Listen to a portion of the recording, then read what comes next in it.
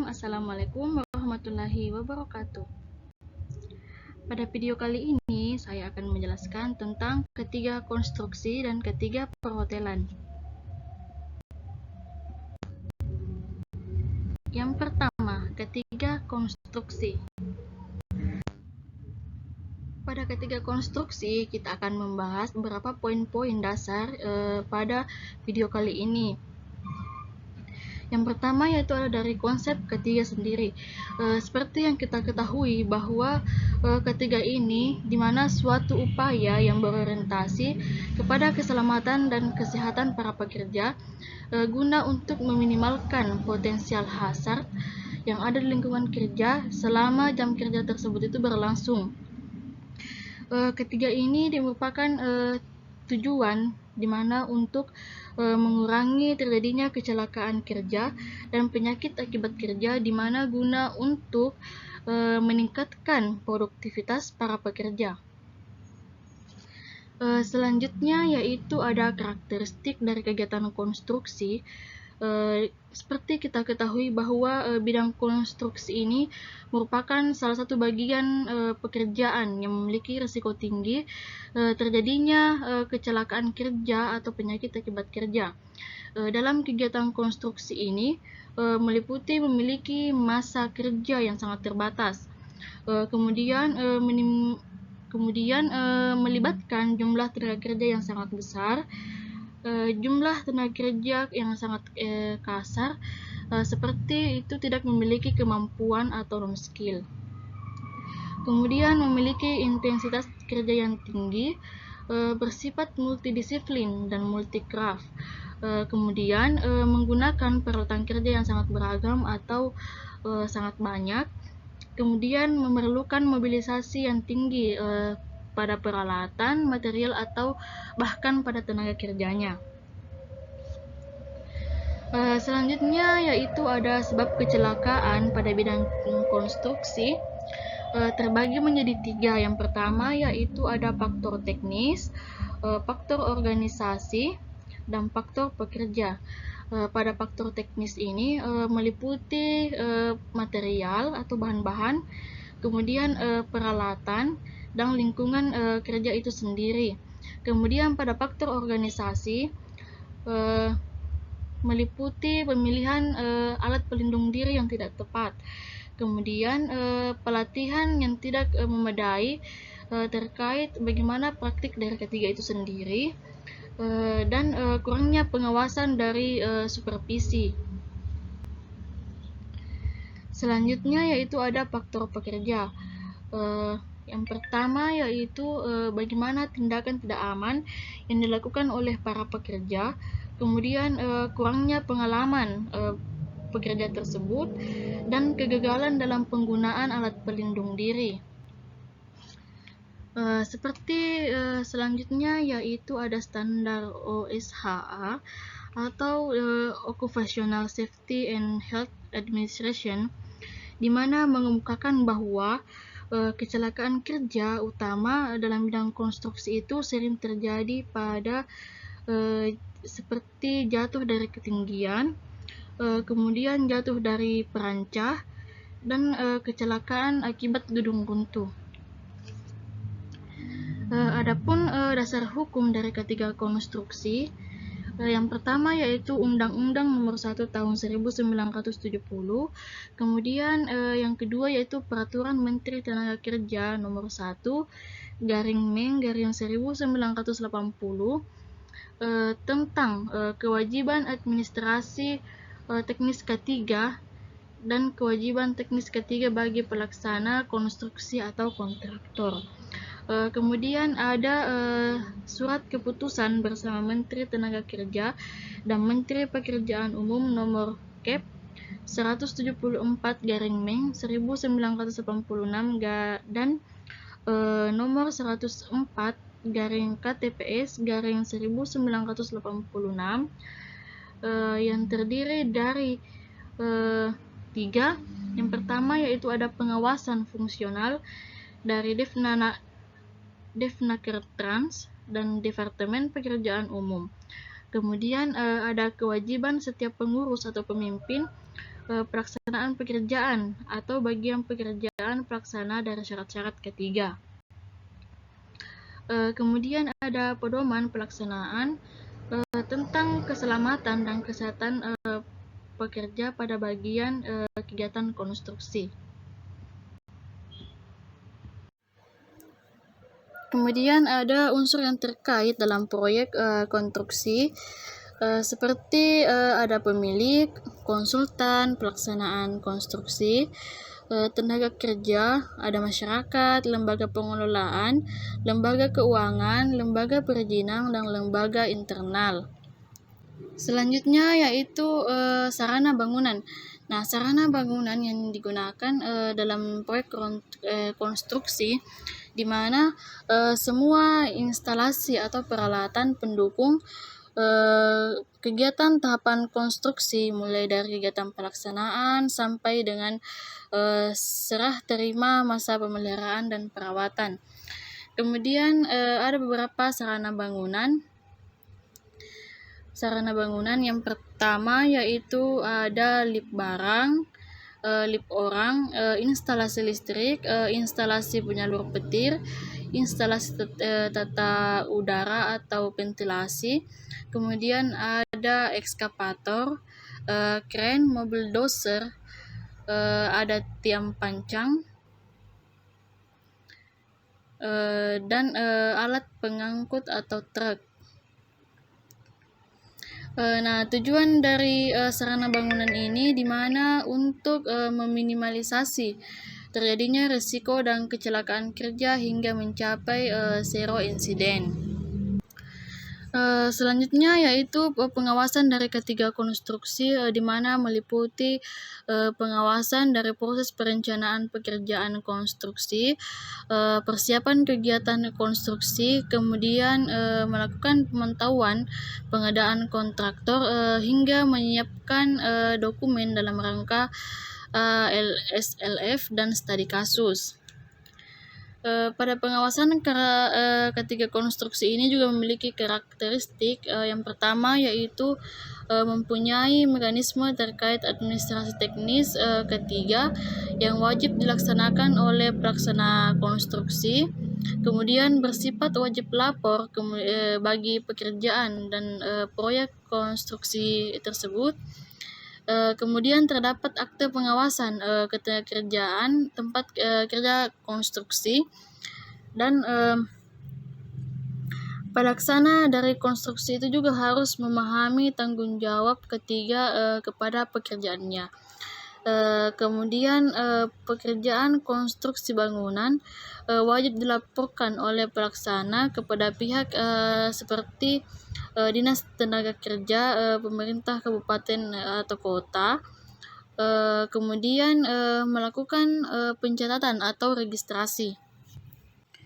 Kemudian terdapat isi dari materi laporan yang akan disampaikan kepada pihak terkait seperti data-data pelaksana konstruksi atau konsultan, kemudian data-data terkait teknis proyek, bagaimana tahapan pekerjaan konstruksi, instalasi atau alat yang dipakai, kemudian unit ketiga proyek, kompetensi personil ketiga, jumlah pekerjaan, kemudian bahan-bahan berbahaya, dan cara kerja yang aman atau berdasarkan SOP. Kemudian ada ruang lingkup dari ketiga konstruksi terbagi menjadi 7. Yang pertama yaitu ada pekerjaan konstruksi beton, pekerjaan tiang pancang, pekerjaan penggalian, pekerjaan pondasi, pekerjaan bawah tanah, pekerjaan plumbing, dan pekerjaan konstruksi baja dan pembongkaran. Pada pekerjaan konstruksi pembetonan, di sini saya akan mengambil contoh pada konstruksi pembetonan pada pekerjaan jalan. Pada pekerjaan jalan juga memiliki banyak potensial hazard seperti gangguan penglihatan akibat percikan beton basah. Nah, beton basah ini tercampur dengan bahan-bahan kimia. Kemudian juga mengakibatkan iritasi pada kulit jika terkena. Kemudian mundurnya mobil melencor secara tiba-tiba, di mana juga dapat menyebabkan pekerja yang mengalami kecacatan dan dapat menimbulkan atau mengakibatkan kematian. Kemudian pada konstruksi pembetulan juga itu dapat mengakibatkan pekerja terjatuh akibat dari robohnya base kitting.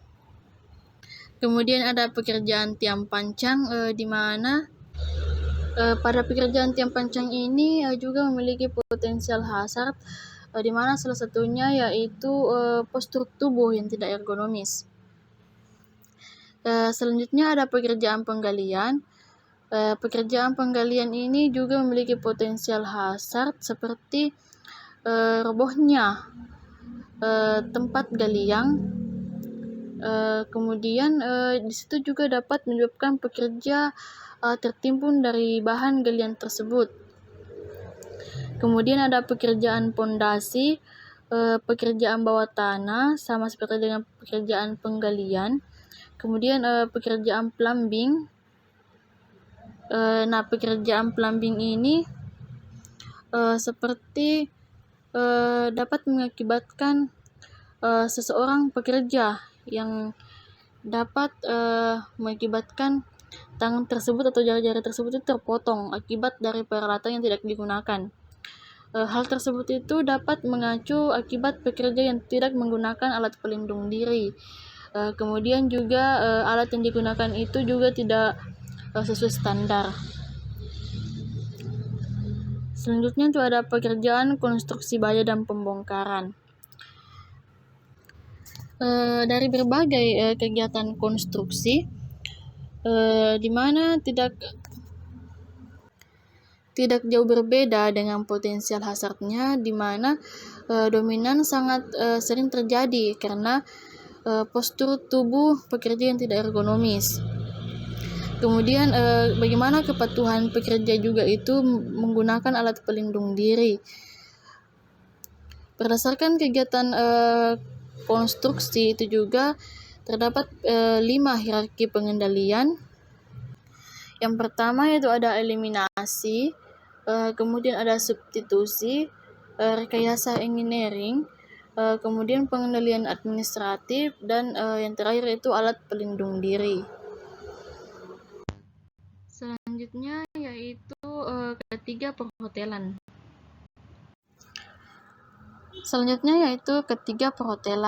Ketiga perhotelan ini juga merupakan salah satu tempat yang memiliki potensial hazard yang cukup tinggi. Kemudian ada beberapa penyebab dari kecelakaan kerja pada perhotelan, terbagi menjadi 4. Yang pertama yaitu ada peralatan, lingkungan, bahan atau material, dan manusia. Nah, pada peralatan ini penyebabnya itu merupakan salah penggunaan peralatan tersebut. Kemudian peralatan tersebut itu tidak memenuhi syarat keselamatan. Kemudian pada lingkungan itu kurangnya pengawasan. Kemudian pedoman dan penerapannya itu standar kerja. Selanjutnya yaitu pada manusia, di mana kondisi kesehatan fisik, mental, dan psikologisnya yang kurang sehat. Kemudian ada pengetahuan dan keterampilan yang tidak memadai. Kemudian pada bahannya yaitu seperti bahan yang digunakan bahan baku produksi sampingan yang tidak sesuai dengan standar atau berbahaya. Kemudian zat padat, cair, dan gas.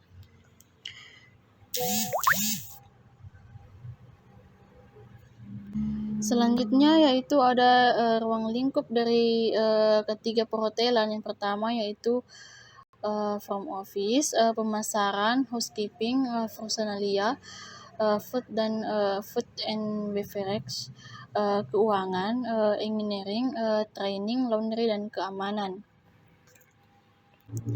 Adapun hazard dari front office seperti pekerja yang berpotensi membawa mikroorganisme yang dapat menular ke pekerja lain karena tidak pernah memeriksa kesehatan atau kondisi tubuh pekerja tersebut.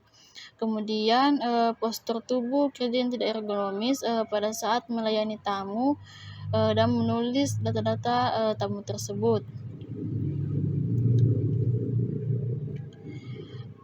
Kemudian ada hazard pada toilet di mana pekerja atau tamu tersebut itu dapat tergelincir dan terjatuh akibat tidak pernah memasang anti-slip pada lantai toilet. Nah, risikonya itu juga menyebabkan kecelakaan dan cedera pada tulang. Kemudian ada hazard pada ruang tidur, di mana dapat berpotensi menimbulkan arus pendek karena tidak mewaspadai saat menggunakan stop kontak secara berlebihan ya. Kemudian risikonya ini tamu dapat tersetrum arus pendek.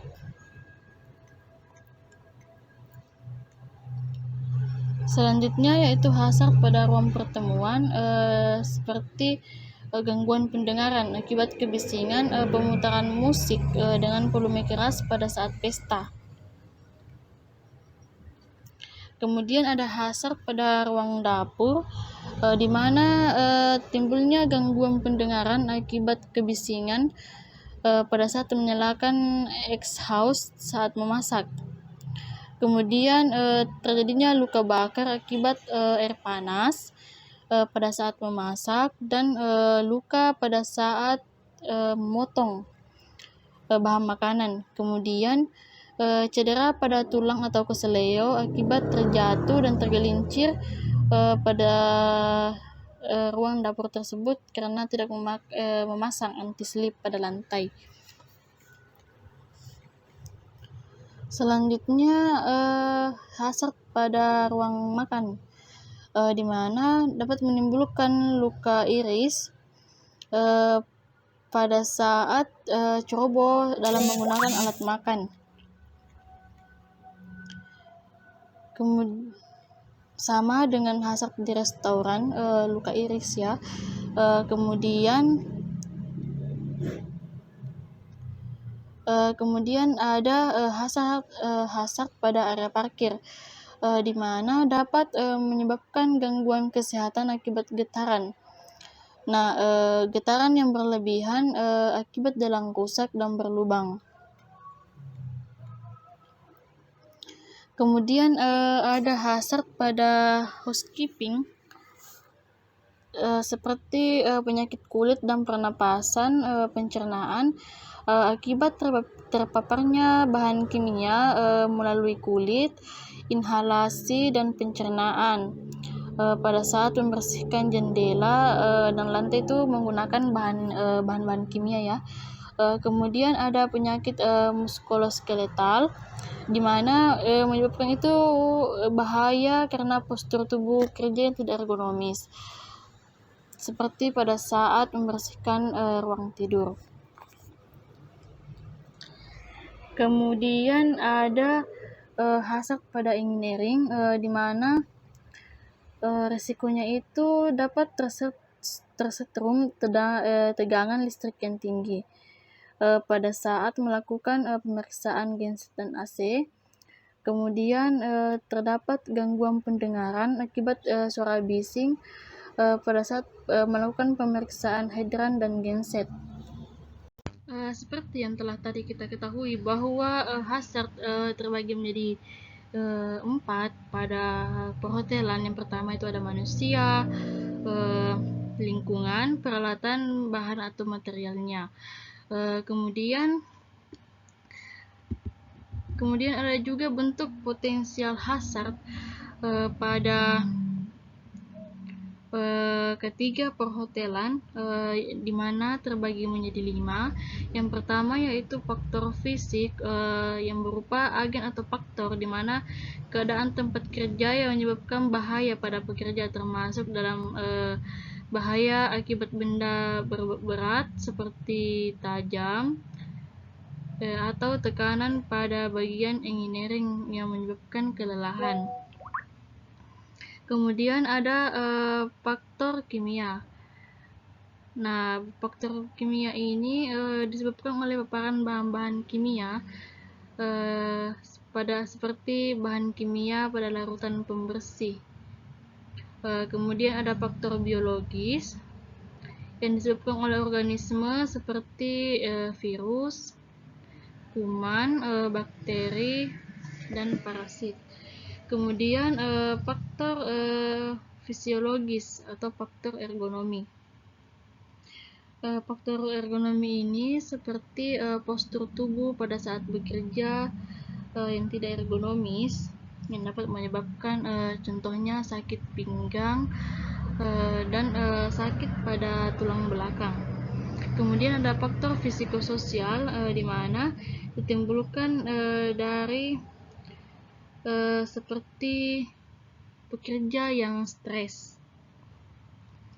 Kemudian luka dan penyakit akibat kerja juga itu dapat disebabkan karena unsafe action dan unsafe condition.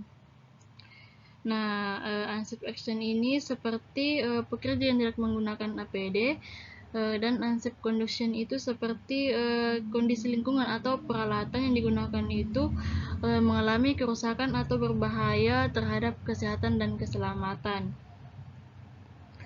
Selanjutnya ada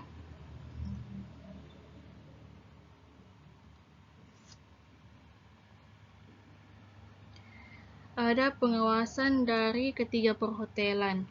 Pengawasan dari ketiga perhotelan ini terbagi menjadi 2. Yang pertama yaitu investigasi dan infeksi. Nah, pada infeksi ini memiliki beberapa yang pertama yaitu tujuan infeksi, langkah-langkah dari infeksi, kemudian tipe-tipe infeksi. Perlu kita ketahui bahwa infeksi ini merupakan suatu upaya di mana untuk memeriksa atau mendeteksi semua faktor peralatan, proses kerja, material, area kerja, dan prosedur yang dimana itu dapat berpotensi menimbulkan cedera atau penyakit akibat kerja, sehingga kecelakaan kerja atau menyebabkan kerugian yang dapat dicegah atau diminimalkan. Nah, infeksi ini harus selalu dilakukan karena kondisi tempat kerja dan pekerja itu selalu berubah-ubah. Kemudian ada tujuan dari inspeksi. Yang pertama yaitu memeriksa apakah pelaksanaan dari program ketiga ini sudah berjalan efektif atau belum. Kemudian bagaimana mendapatkan pemahaman lebih tentang pekerjaan atau tugasnya. Kemudian mengidentifikasi bahaya yang ada pada area kerja dan bahaya-bahaya yang tersembunyi. Kemudian menemukan penyebab dari bahaya tersebut dan merekomendasikan tindakan perbaikan untuk mengendalikan bahaya tersebut. Kemudian memantau langkah-langkah perbaikan yang diambil untuk menghilangkan bahaya dan mengendalikan semua risiko tersebut. Kemudian meningkatkan kembali kepedulian tentang K3, karena dengan infeksi ini pekerja merasa bahwa keselamatannya itu diperhatikan. Tujuan terakhirnya yaitu dimana untuk menilai kesadaran pekerja akan pentingnya kesehatan dan keselamatan kerja. Nah, tipe-tipe infeksi ketiga ini terbagi menjadi 2. Yang pertama yaitu infeksi terencana dan infeksi tidak terencana. Infeksi terencana ini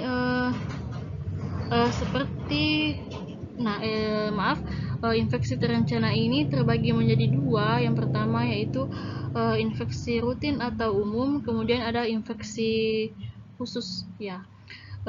Infeksi rutin ini dilakukan 1 atau 6 bulan sekali, tergantung bagaimana kebijakan dari perusahaan tersebut. Nah, infeksi rutin ini dilaksanakan secara komprehensif kepada seluruh area kerja. Kemudian yang kedua itu infeksi khusus. Infeksi khusus ini di mana bertujuan untuk mengidentifikasi atau mengevaluasi potensi bahaya terhadap objek kerja tertentu yang memiliki resiko tinggi atau mesin yang baru diperkenalkan. Atau infeksi ini khusus pada kondisi tertentu. Kemudian infeksi tidak terencana. Nah, infeksi tidak terencana ini seperti waktu pelaksanaannya itu tidak ditentukan, tidak didokumentasikan, dan umumnya itu hanya memeriksa kondisi yang tidak aman. Selanjutnya ada langkah-langkah dari infeksi ketiga. Yang pertama itu ada persiapan, pelaksanaan, pencatatan hasil pengamatan, dan pelaporan. Nah, pada tahapan persiapan ini hal-hal yang perlu dipersiapkan seperti jadwal infeksi dan tim inspeksi, kemudian jalur-jalur infeksi ketiga, potensi bahaya yang terkait dengan mesin, peralatan, material, dan proses kerja. Kemudian standar, peraturan atau prosedur yang berlaku, laporan infeksi sebelumnya, dan data kecelakaan kerja pada tempat kerja di hotel. Kemudian laporan pemeliharaan, daftar atau hal-hal apa saja yang akan diinspeksi, dan APD yang diperlukan selama inspeksi. Kemudian pada tahapan pelaksanaan, yang pertama yaitu menghubungi penanggung jawab bagian yang akan dikunjungi terkait dari inspeksi ketiga, kemudian mengamati rangkaian proses kerja guna untuk memastikan ada atau tidaknya pelanggaran terhadap peraturan atau proses ketiga tersebut. Selanjutnya mengamati tindakan perorangan atau perilaku pekerja, apakah sudah memenuhi persyaratan dari ketiga tersebut. Kemudian mengumpulkan data atau memeriksa kembali data sesuai dengan daftar inspeksi yang telah dibuat. Yang terakhir, melakukan perbaikan sementara dengan segera apabila saat pelaksanaan inspeksi ditemukan tindakan atau kondisi yang berbahaya. Kemudian pada tahapan pencatatan hasil pengamatan, di mana itu membuat catatan ringkas tentang ketidaksesuaian dan kesesuaian peralatan, tindakan dan kondisi terhadap standar, dan kemudian melakukan identifikasi bahaya. Nah, kemudian pencatatan hasil pengamatan ini diperlukan guna untuk meninjau semua informasi yang diperlukan dan memudahkan tim inspeksi untuk membuat klasifikasi bahaya dalam laporannya. Yang terakhir yaitu pada tahapan pelaporan. Setiap inspeksi ketiga memiliki 3 laporan inspeksi. Yang pertama itu laporan keadaan darurat, laporan berkala, dan laporan ringkas.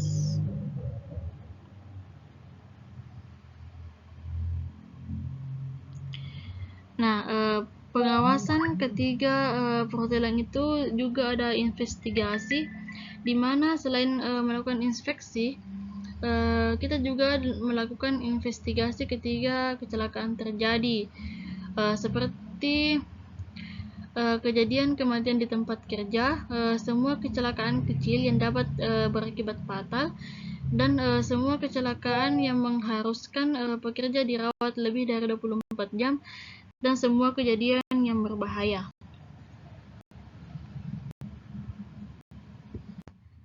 Baik, itulah tadi sedikit pemaparan materi dari saya tentang ketiga konstruksi dan ketiga perhotelan. Saya akhiri. Kepada teman-teman jangan lupa like, comment, and subscribe. Terima kasih. Wassalamualaikum warahmatullahi wabarakatuh.